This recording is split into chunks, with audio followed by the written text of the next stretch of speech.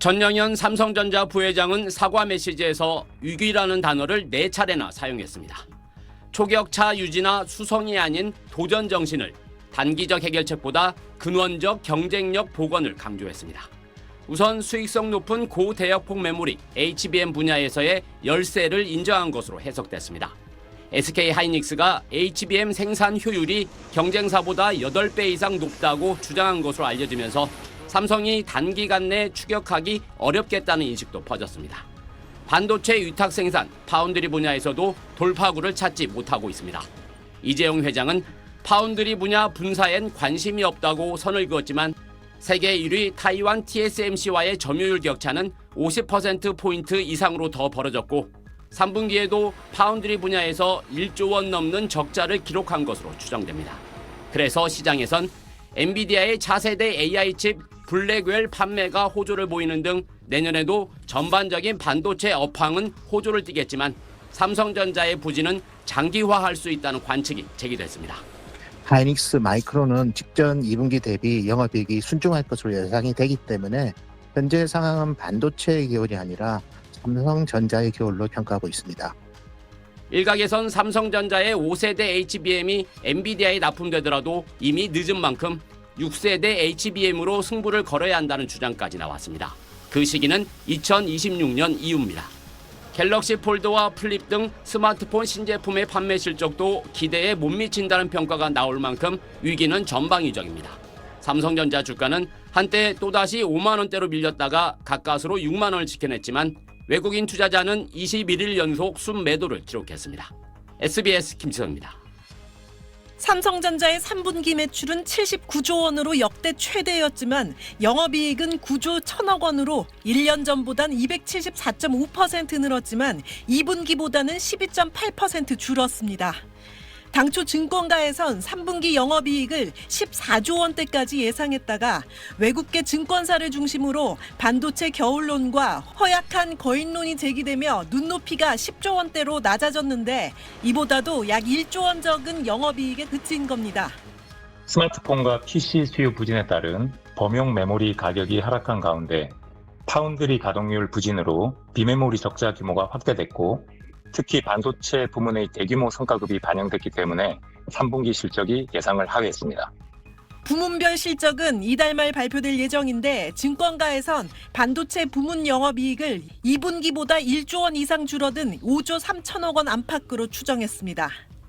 범용 메모리 반도체가 중국 업체들에 추격당한 가운데 엔비디아 AI 칩에 쓰이는 5세대 HBM 품질 테스트 통과가 지연된 영향이 컸습니다.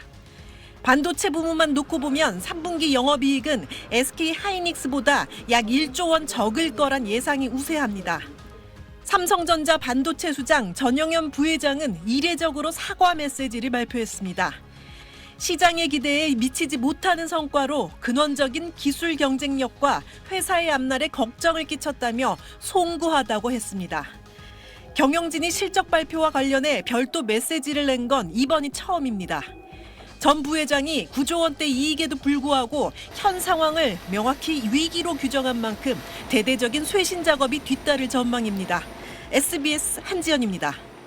네, 오늘 이슈톡은 관심 가는 경제 뉴스 좀 더 자세히 알아봅니다. 정철진 경제평론가 모셨습니다. 어서 오세요. 네, 안녕하십니까. 네, 삼성전자 3분기 실적이 발표가 됐습니다. 영업이익이 9조 원대라는데 9조 원이면은 적지 않은 것 같은데 괜찮은 거 아니냐 이렇게 생각을 할 수도 있는데 시장은 한마디로 어닝 쇼크로 받아들이는 것 같아요. 그렇습니다. 7월, 8월, 9월 3분기 석 달 동안에 9조 1천억 원의 영업이익을 냈으니까 왜 항상 보면 석 달에 9조 원을 벌어? 네. 그러나 삼성전자라면 이야기가 상당히 달라지고요. 증권업계에서는 이제 실적 발표 나오기 전에 컨센서스라는 걸 합니다. 전망을 좀 하잖아요. 이게 출발이 12조에서 출발했습니다. 네. 근데 나쁠 거야. 한 11조일 거야. 더 나쁠 거야. 최대 목표치를 하향 조정해서 마지막으로 낮춘 게 10조 7,700억이었거든요. 네. 그러니까 못해도 10조 원은 하겠지. 근데 막상 뚜껑을 열고 보니까 9조 1천억 원.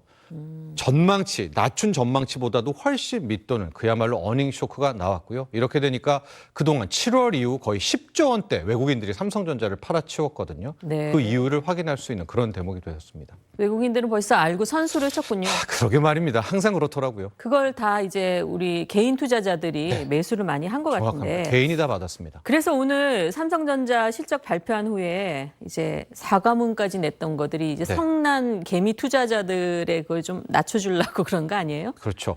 부문장인 전용현 이제 DS 부문장이 이게 저는 처음 보거든요. 그러니까 네. 보통 삼성그룹 뭐 인사들이 사과를 한 경우는 있었습니다. 그러나 실적이 나빴다고 실적 가지고, 그렇죠. 사과를 한 적은 정말 처음일 것 같다라고 볼 수가 있을 텐데 이 전용현 부문장의 사과를 두고 두 가지 시선이 있습니다. 첫 번째는 보통 우리 투자자들이 원하는 것은 이 사과를 원하는 게 아니라 그렇죠. 지금 못한 건 못한 거고 앞으로 어떻게 할 거다. HBM, 뭐 3E, 엔비디아 계약 따올 거다. 뭐 이런 이야기를 비전을 원하는데 사과를 했기 때문에 이런 시선이 가능하죠. 이거 진짜 나쁜가 보다.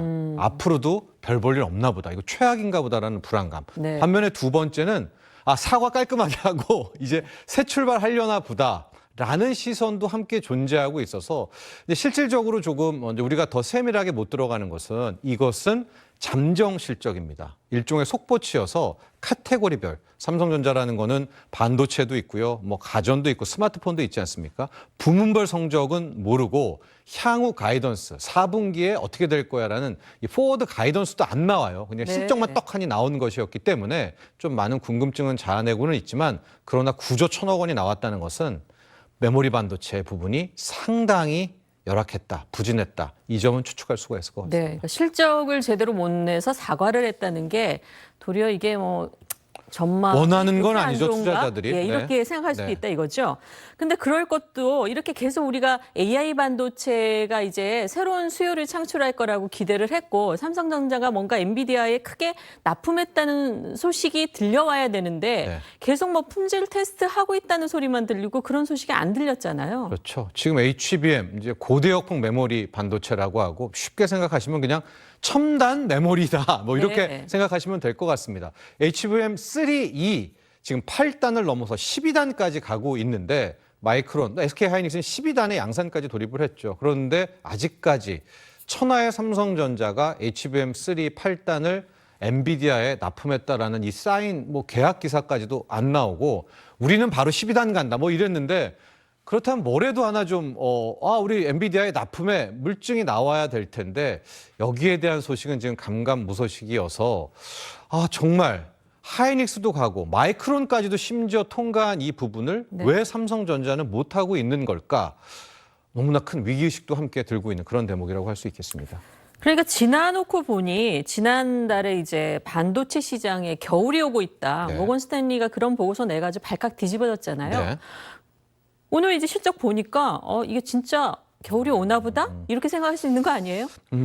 반반입니다. 이게 무슨 얘기냐면 그 리포트에 그러니까 윈터 룸스라는 이제 겨울이 오고 있다라는 리포트에서 왜 반도체, 특히 메모리 반도체가 힘든가 두 가지 이유를 냈거든요. 첫 번째가 범용 반도체. 우리가 요즘 레거시 반도체라고 해서 우리가 흔히 말하는 이제 D램, AI 반도체에 들어가지 않는 뭐 PC라든가 스마트폰에 들어가는 것은 이미 꺾였다. 뭐 경기 부진, 경기 침체다. 이거는 맞춘 것 같아요. 이건 정확히 맞춘 것 같은데 당시 이제 모건 스탠리의 두 번째 이유는 HBM 시장, 지금 얘기했던 첨단 메모리도 공급 과잉으로 꺾일 거다라고 전망을 했는데 지금까지는 이 HBM 부분에 있어서는 맞춘 것 같진 않거든요. 왜냐하면 엔비디아가 계속해서 수요는 튼튼하다. 특히 이제 다음 블랙웰이라고 하죠. 블랙웰 시리도 잘 팔리고 있다. 뭐 이렇기 때문에 HBM도 공급 과잉으로 무너지는지는 아직 결판이 안 난 이슈이기 때문에 두 가지 이유 중에 하나는 정확히 맞췄고 뭐 범용 반도체가 무너진 것은 그러나 HBM 쪽은 조금 더 확인이 필요한 대목인 것 같습니다. 네. 그런데 여하튼 이 오늘 삼성전자만 충격을 준 게 아니라 LG전자도 실적을 발표했는데 여기도 또 어닝 쇼크라면서요? 진짜 어닝쇼크는 LG전자였습니다. 왜냐하면 삼성전자 같은 경우에는 여러 전문가들이 전망을 하고 뭐 최악으로 아주 나쁘게 보는 분들은 8조 9천억도 불렀기 때문에 이번에 9조 1천억 원은 그래 뭐 마음속에 그러려니. 그런 게 있는데 네. LG전자 같은 경우에는 못해도 1조는 찍겠지. 뭐 9천억도 안 나왔던 것 같은데 막상 뚜껑을 열고 보니까 7,500억이 나왔습니다. 네. 그러니까 거의 예상치를 정말로 추측도 예상도 못했던 부분 어닝 쇼크가 나오는 것이고요. 전년 동기 대비로도 거의 20%가 이제 영업이익이 줄었는데 더 충격적인 것은 매출은 상당히 좋거든요. 네. 그런데 영업이익이 오히려 주는 이런 상황이 왜 나왔을까? 회사 측은 뭐 이거 역시도 잠정치기 때문에 세세하긴 이야기하지 않았지만은 일단은 운임비가 굉장히 많이 들었다. 왜냐하면 이제 LG는 가령 가전을 생각해 보시면은 수출을 해야 되는데 네. 지금 저쪽 유럽 쪽 보면은 후티 반군이 홍해를 막고 있잖아요. 그래서 계속 그 아프리카 희망봉을 돌아서 가면서 이제 이 여파가 전반적인 해운 운임 상승으로 가고 있거든요. 그게 미쳤다. 또 마케팅 비용이 많이 들어간 것 같다라고 일단 간략하게 언급은 했습니다만 오늘 시장에서는 LG전자도 5% 넘게 급락을 했거든요. 삼성전자, LG전자, 양대 전자회사가 모두 어닝 쇼크를 발표한 그런 하루가 됐습니다. 이렇게 이 전체적으로 그러면 이제 우리 향후에 우리 경제, 전체 경제 전망도 사실 어두울 수밖에 없는데 주가로 보면은 삼성전자는 이미 이제 6만 전자가 아슬아슬한 상황이잖아요. 네. 그래서 앞으로 이제 전망이 중요한데 4분기 앞으로 이 주가 좀 나아질까요? 일단 주가 자체로 전망을 좀 해보면은요. PBR이라는 지표가 있거든요. PBR이라는 지표는 현재 회사를 문 닫는 겁니다. 삼성전자를 문 닫았을 때 싹 다 파는 것과 시가총액을 비교하는 배수인데 만약에 똔똔이라고 우리가 똑같다고 하면 한 배잖아요. 지금 삼성전자의 주가가 6만 100원, 6만 뭐 1,000원 여기가 1.1배입니다. 근데 이게 말이 안 되는 게 주식이라는 거는 성장성 때문에 프리미엄을 줘야 되고 삼성전자 같은 경우에는 엄청난 프리미엄을 줘야 되잖아요. 그러니까 이거는 저평가다라는 이제 조장도 있는데 과거를 보니까 PBR 0.8배까지도 떨어진 적은 있습니다. 그게 이제 네. 주가로 따지면 한 5만 7천 원, 5만 8천 원 선이니까 뭐 그때도 열려 있다라고 보시면 되겠는데 만에 하나 정말로 이게 5만 7천 원도 깨져버리고 더 빠진다면 이제부터는 우리는 모르지만 전문가들은 모르지만 시장은 알고 있는 이제 삼성전자의 위험 사안이 있겠구나 이렇게 보셔야 될 거기 때문에 야 지금 PBR 한 배면은 사야 돼 뭐 전세값을 팔아서 이거 삼성전자 사야 돼 아직은 그런 구간은 아니고요 더 간단한 지표 하나는 외국인이 빨리 매수로 돌아서는지 네. 이걸 보셔야 될 것 같습니다. 알겠습니다. 네, 오늘 말씀 여기까지 듣죠. 고맙습니다.